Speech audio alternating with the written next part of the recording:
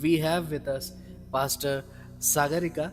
She is the Hebrew grammar teacher, יברכך אדוני וישמרך, יאיר אדוני פניו אליך וחונך, יישא אדוני פניו אליך וישם לך שלום. a guidance for youths. How can youths grow more spiritually? God is a greatest scientist, he's the greatest mathematician, he's a logical thinking person, he's a political leader, and he's a superhero. For someone who never studied Hebrew, how can they begin? There's a verse that says, trust in the Lord with all your heart and lean not on your own understanding. What were the challenges you faced being a pastor's kid?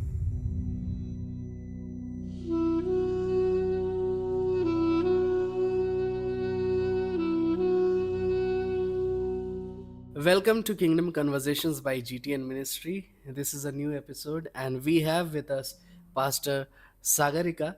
She is the Hebrew grammar teacher, so we are very honored to have you in our podcast today.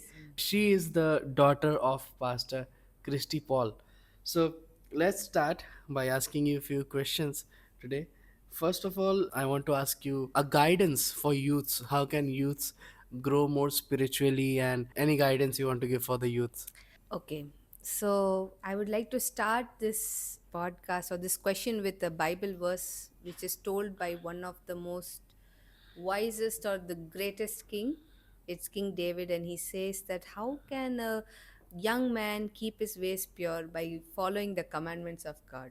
Okay. And he is a person from his childhood has continuously kept leaning on the word of God for all his decisions, Okay. be it while shepherding or while being the king. He has used the commandment of God as a textbook. Okay. What's the problem with the youth is I feel ki many people think that worship is for youth, worship and all that is for youth, but when it comes to the word of God, Hmm. elderly people only should sit and listen to the word of God. I have seen in so many places that the worship is wonderful. The youths, they take it so well, and immediately they say amen. Everyone in a line, they go out of the church thinking that okay, now our turn is over. Now the word of God is for somebody else. Hmm.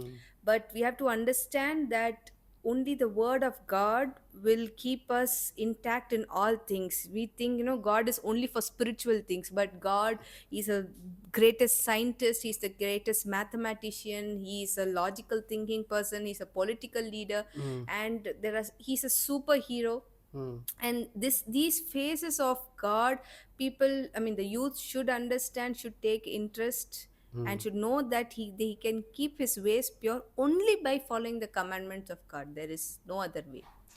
Okay, since you are the Hebrew grammar teacher, Okay. I want to ask you something based on that. Okay. So, for someone who never studied Hebrew, how can they begin? Oh, that's very good. So for a beginner, Yeah.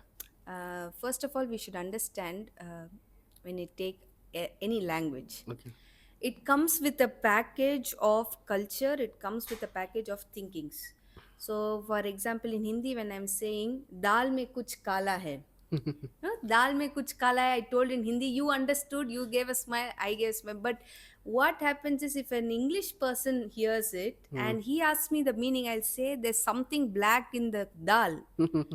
Now he will think that I am giving him a cookery class advice. Hmm. So when we learn a language, we have to learn it with its culture, with its thought. Hmm. And for a beginner, he should first of all must understand, must practice to listen to Hebraic perspective messages. Okay. Learn words, and try to understand first the culture. Okay.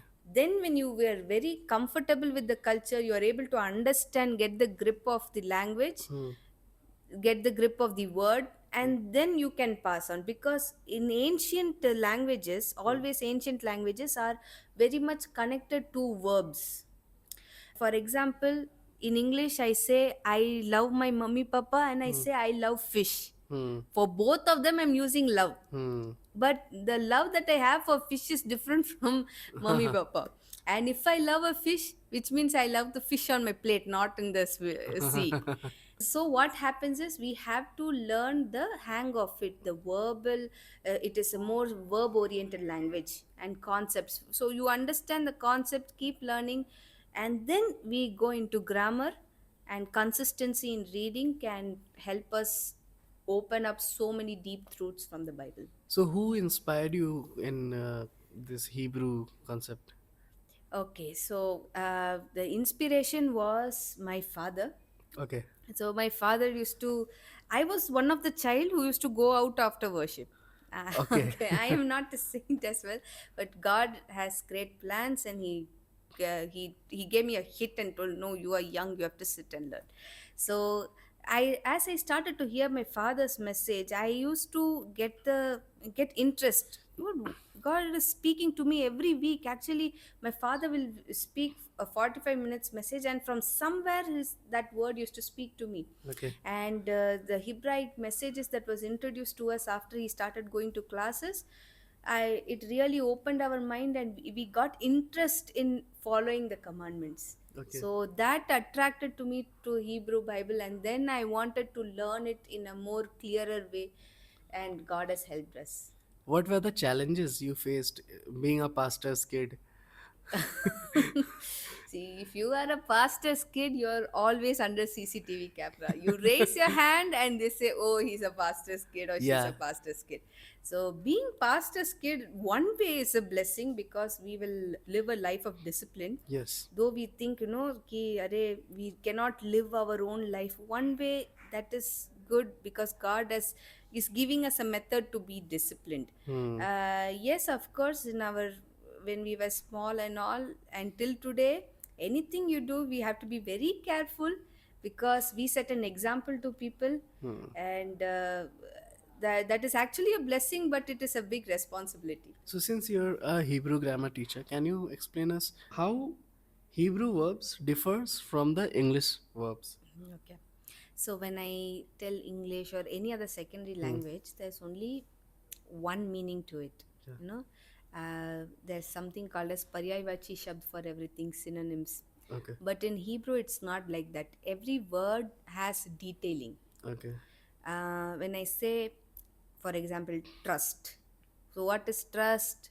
I can say that, blindly believe, and some we can get 10 different answers from the audience. Okay. But in Hebrew, let me say the word trust. The word for trust is batach.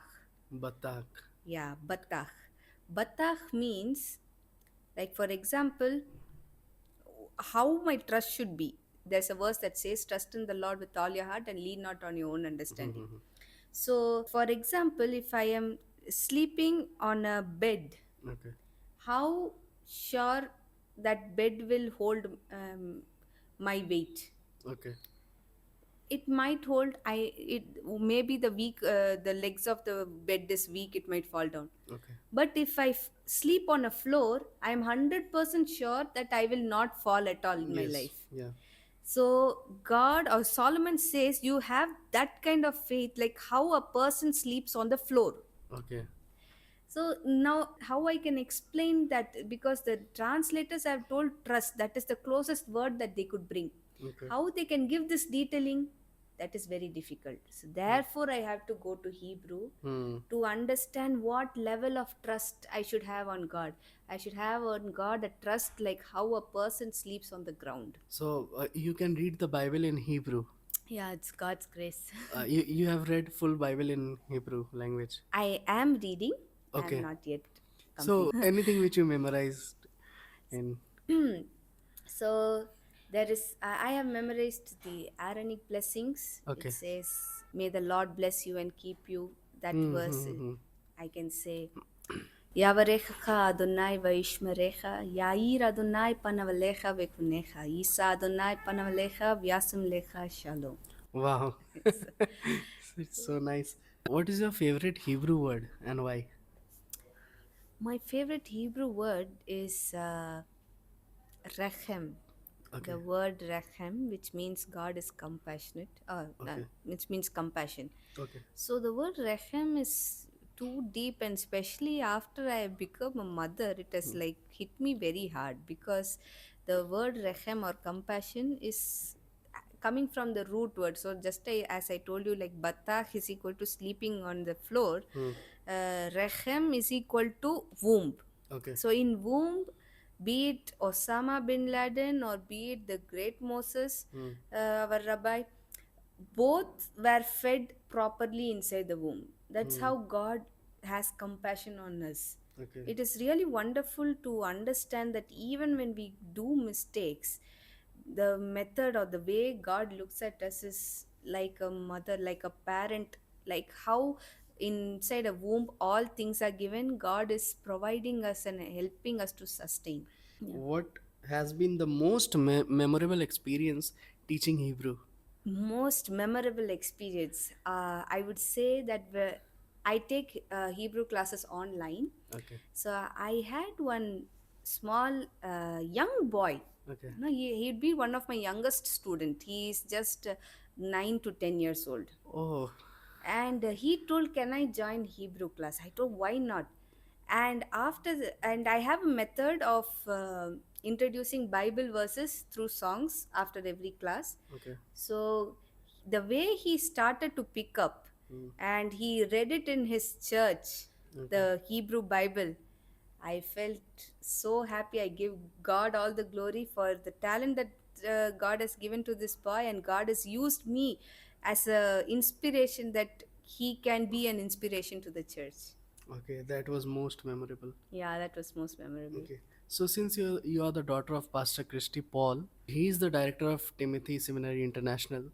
How do you feel, and what do you want your father to be in next 10 years? Yeah. So actually, my father is has always been called as the servant of God, and he's very happy Hmm. being consistent like that. Hmm. And I want not my father as such, but God to take my father to a level in which many people start to teach. Hmm. So my father says that, if some message is nice, don't say it is nice. Hmm. I why what is the credit to me? Ah, It is nice only when I see that message in your life. okay. So the same thing, when I That is see that in my life and the people who are listening to this one, I would, that is the progress of my father. just, I want to ask if you want to tell our audience, whoever is watching, if anyone wants to learn Hebrew Mm. from you or from your father. There are times because of finances, many people steps back because of many things. Mhm. So is there any opportunity for those kind of people to learn Hebrew or something like that? Yes, for sure. See, if there is any opportunities, always good to keep learning, and education and knowledge is something, is an asset which nobody can steal from you in life. Yeah. It's the most costliest one. So make efforts, and if any problems, or Hmm. you're not able to Hmm. fulfill the things, let finance not be a hindrance for you. Hmm. We can have an open conversation, we Hmm. can try to solve out things, Hmm. and keep educating and keep going forward. So if anyone wants to connect with you for the studies, any website or email or the same? Yeah, we have a email ID, and Okay. I will give it to you. Yeah. You can contact through email to us, Okay. or you can use my phone number. I'll be available with Okay. God's Okay. grace. Thank you so much, Pastor Sagarika, for your time. And thank you so much, Pastor, for remembering us, and you have done a really good job, and God bless your Welcome. ministry. So I hope you like this podcast. And if you like the podcast, please share this and subscribe to our channel. Praise the Lord, everyone.